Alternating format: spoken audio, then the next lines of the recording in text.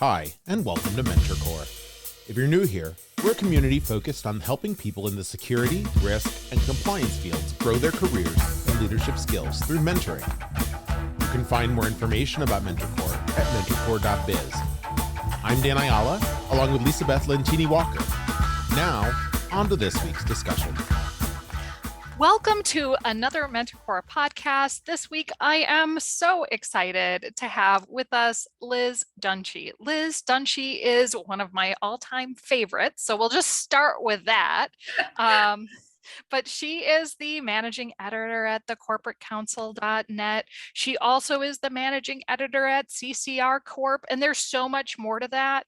You may not recognize every publication as one that you're familiar with, but Liz is going to be able to help us understand how her passion for helping public companies anticipate trends and navigate technicalities is really driving a lot of the work that she's doing and shows up to the benefit of all of the people who are working in this space. So let me not take away any time from Liz. Liz, we are thrilled to have you here. And the first question that I have for you is, tell us a little bit about what brought you to this point today in your career and how you've made the decisions that brought you to this moment. Well, like many of your guests, it's been a long and winding road. So first of all, I just want to thank you both, Lisa Beth and Dan, for having me on the show. You have had such a slate of wonderful guests, so I feel very honored to have been invited and to be talking with you both here today. And you are both so accomplished in your own right. So thanks for having me. First, I'll say that in the Venn diagram that applies to compliance work, I am in the section of securities law compliance, i.e. what companies tell their investors, and also corporate governance, which, as you both know, can have lots of definitions. But what I look at as what should and does rise to the level of board involvement, how to structure the board for optimum oversight and evaluate board performance, and how to ensure that the board is set up and functioning in a way that aligns with its fiduciary duties and that helps management identify and execute on risks and opportunities. And as far as how I got into that, in some ways, I kind of grew up in the business and compliance world because my dad owned a small business and my mom was an internal auditor. Very exciting. So I kind of hear about, what they were doing and always kind of had this sense that I would go into the business world in some way, shape, or form. And I ended up taking the legal path into that, not as in contrast to being illegal, but the substance of law and the practice of law, because I'm drawn to solving problems. And in law school, I externed for a justice on the Delaware Supreme Court, which was an amazing opportunity. And I eventually zeroed in on securities law as a specialty practice area because I really enjoy the complexity of that regulatory framework and just collaborating with business leaders and corporate secretaries and other service providers to help companies tell their story and find capital to pursue their goals. And then corporate governance, as you know, ties in very closely with that because public disclosures to shareholders tend to put boards in the spotlight. And there are a lot of disclosures keyed specifically into how the board is doing its job, including around the annual director election process. And in fact, there's a disclosure review initiative at CorpFin right now about board leadership and risk oversight that people are very focused on. So I then took that legal services know-how along with what I would say was kind of mid-level management experience in the law firm environment where I was on, a lot of committees and running different things in various leadership roles, and had the somewhat unexpected opportunity to move into an executive role at a legal publishing company.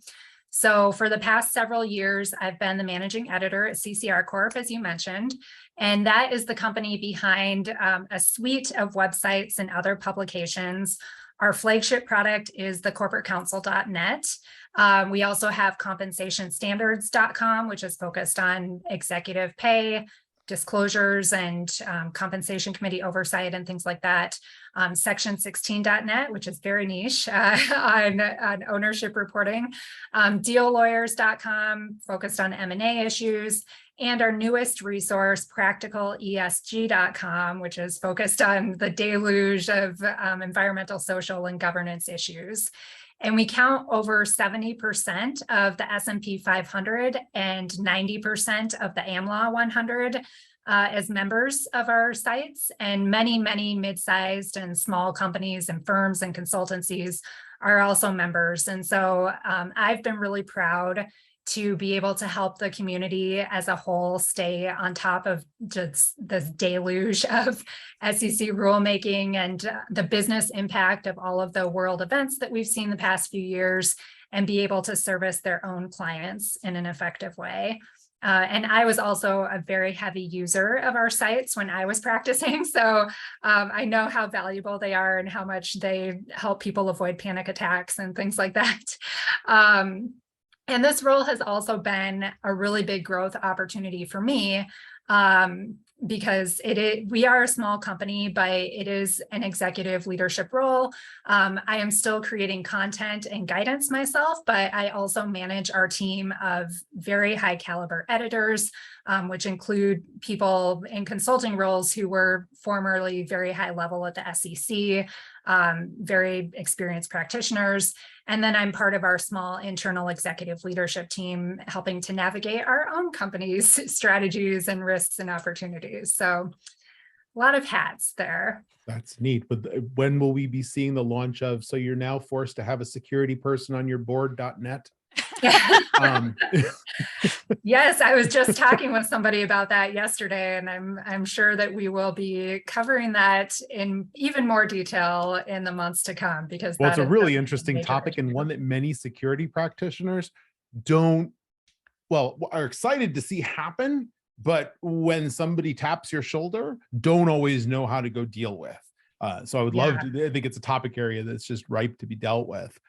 Yeah, I think bridging the communication gap between those technical experts and other business leaders is a really important piece of that, and something that takes a unique skill set. So it will be interesting to see where the board composition momentum falls.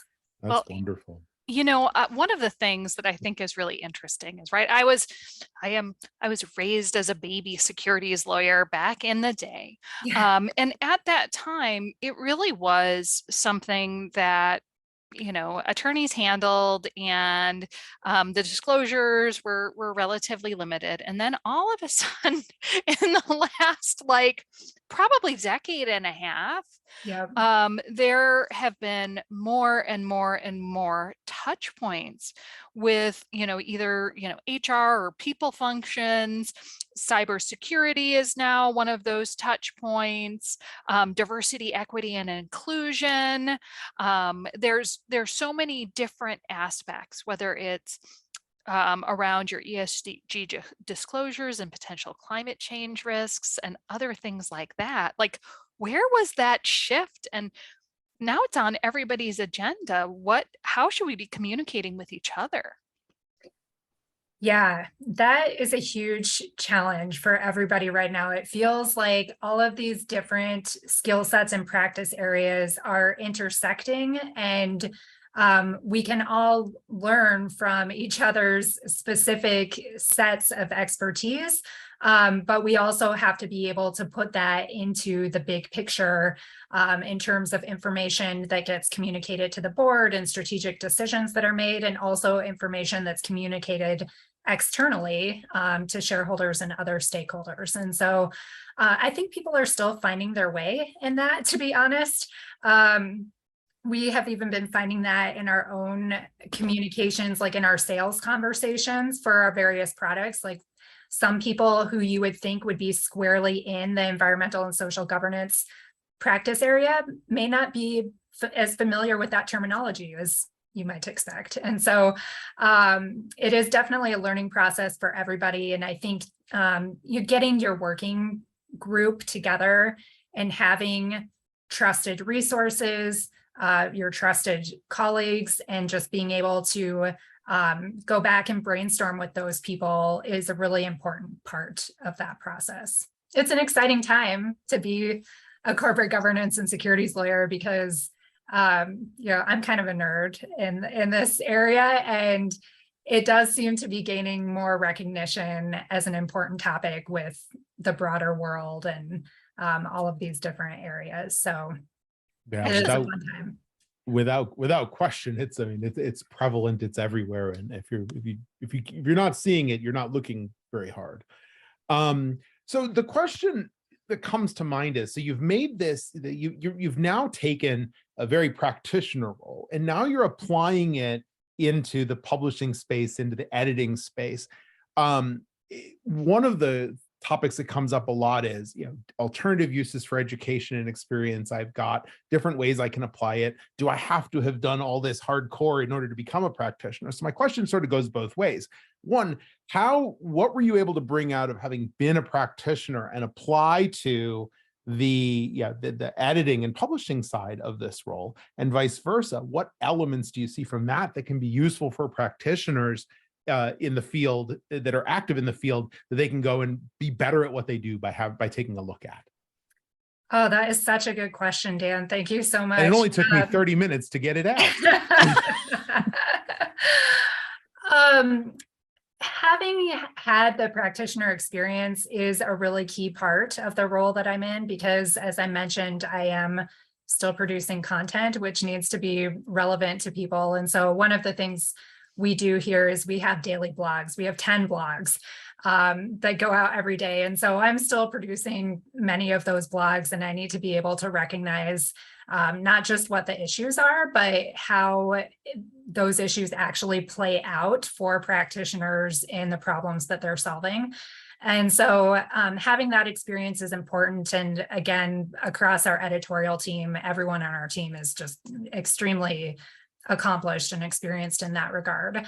And that also helps from an executive leadership perspective, because I really understand our audience and how people use our resources and how people who aren't using our resources could benefit from having them. And so all of those experiences kind of play into that. And then on the flip side, I would say, my eyes have been opened. Like I said, I do have kind of this business background growing up. I was an economics major and a general business major. And so, I was not living in a liberal arts bubble like some lawyers might be. I've always kind of had that business background, but being on an executive leadership team and seeing day to day, being involved in the budget decisions and where we need to allocate resources and how to prioritize things and handle different risks and opportunities and things like that has really enhanced my understanding as a securities lawyer. And I think is something that other securities lawyers in their practice, to the extent that they are in-house working with the business folks or being able to be seconded or just work closely with the business folks in some manner, anyone who's a practitioner could really benefit from that, because it really helps you understand how these issues get put into practice as you're giving legal advice. Very interesting. That's terrific. So one of the things, as we take a little bit different tact, one of the things I wanted to talk to you about is what you're most excited about this fall. I mean, we are in the season of the pumpkin spice latte. So, right, I don't know if there's enough to handle some of the things that happen in the day-to-day, but what are you most excited about right now? We have a lot coming at us as a company specifically, and just in the general practitioner space. And so one thing that I mentioned a little bit earlier is just that it's an exciting time to be in this space. It's getting a lot of attention. And more broadly speaking, one thing that I've been very excited about is to see that companies and stakeholders seem to be coming together in a more meaningful way to address some of the systemic and company specific issues that have been kind of bubbling up for a while now. The past proxy season, just this spring in 2022, shareholder proponents submitted a record number of proposals. I think I saw that there were over 900 proposals submitted, and you never really get the true count, but it's somewhere in that ballpark. And so those proposals can address core corporate governance issues like shareholder voting rights and things like that, but they can also address things like civil rights audits or the right to repair hardware, or workplace arrangements, or pay equity, environmental issues, they really run the gamut. And so for the past several years, there was a lot of surprise around many of these types of proposals getting majority support from shareholders, and how companies were going to react to that. And what we saw this year was that the big asset managers were taking a very close look at what the proposals were asking. And they were finding in many cases that companies already had the wheels in motion to accomplish the things that the proponents were looking for in a way that works for the business. And so some people took that as a sign that ESG momentum is slowing, but I actually found it to be very encouraging, because it shows that companies are taking these issues seriously and making progress. And to your earlier question, that there's better communication happening. And so I find that very exciting. But there are also, so many communication hurdles that we still need to be able to overcome. And there's so much information coming and things like that. And so I am very excited with the way that our membership sites can help practitioners sift through and find those practical solutions. We've launched our new practicalesg.com resource earlier this year. And that site is led by Lawrence Heim, who has 35 years of experience in the ESG auditing space. And so he's really helping guide folks to prioritize and take those practical step-by-step actions to put things into motion. And then the SEC is still busy with a lot of rulemaking. And so in one of my dear to my heart areas is executive compensation. And so one of the recent rulemaking initiatives out of the commission has been pay versus performance disclosure. That's a big deal. It's the biggest change to executive comp disclosure in like the past many years, maybe the past decade. And so people are sorting through that because it's going to be required in 2023 proxy statements. That's coming up quickly. And so we will be doing a special event on November 10th about tackling pay versus performance disclosure. And that's going to have some really great insights, some really good materials for people to take away. And I'm very excited to share that with people as well. Can we put a link to that in the show notes, Liz? Of course, I will send that to you. Great. Great. So we are unfortunately starting to run out of time here. And I want to make sure we get our kind of signature question in, which is, as you look back on your career and life, what's the best advice you ever got from a mentor? Well, I've had a lot of good mentors along the way, so it's a little hard to narrow that down. But I will say that much of my career has been trial by fire.